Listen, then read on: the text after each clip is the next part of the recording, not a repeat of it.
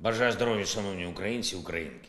I wish you health, fellow Ukrainians. Key points of the day of July 14th. I held a very detailed meeting of the staff, focused primarily on the front line, the situation in all key areas of action, both the defense against Russian assaults and our active steps forward, plus everything that is important for this: shells, weapons, equipment, the rational use of shells, supplies from partners, and our own Ukrainian production, logistics.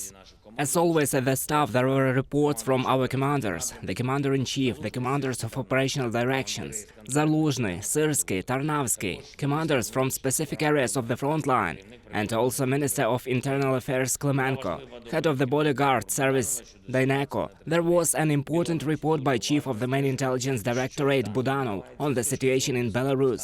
We are closely monitoring what is happening there in terms of security. As of today, there are no large-scale threats. Our full focus is on the front line. We must all understand, as clearly as possible, that the Russian forces on our southern and eastern lands are investing everything they can to stop our warriors. And every 1,000 meters of advance, every success of each of our combat brigades deserves gratitude. Everyone who goes on the offensive, everyone who repels enemy attacks, are doing a great job, and I'm grateful to each of our warriors. This week we have not yet finished the planned international work. There will be important negotiations for Ukraine, and we are already preparing for the coming weeks.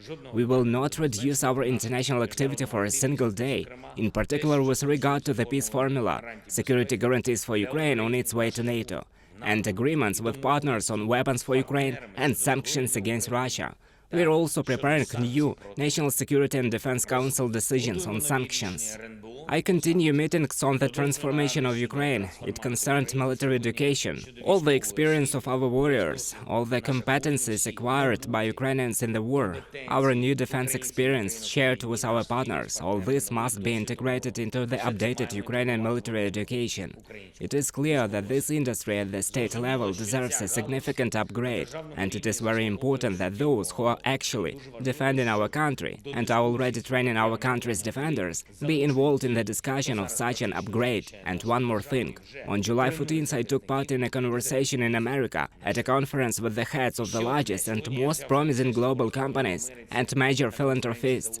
Investments, jobs in Ukraine, support for our country and people. Ukrainians have now realized the enormous potential of our country. All of it is aimed at our defense. But when we end the war, Ukrainian potential must be invested in Ukrainian development.